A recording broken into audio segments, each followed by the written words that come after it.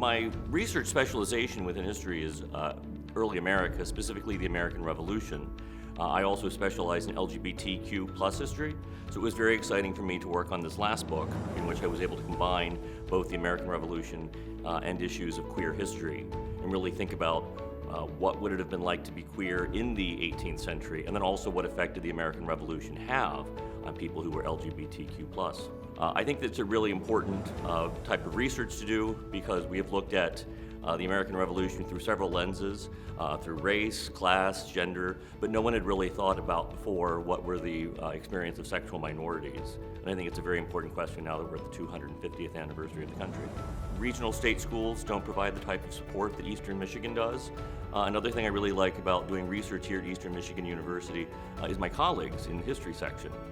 Especially for those of us who also write books and engage in historical research.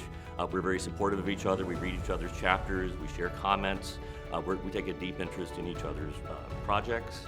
I could not have published my first book if it had not been for a help I received from my former colleague, Mike Homel, who put me in contact with a publisher. And I couldn't have written my second book had it not been for the conversations I had with the military historians in my department, like Stephen Rambold and Jesse Kaufman.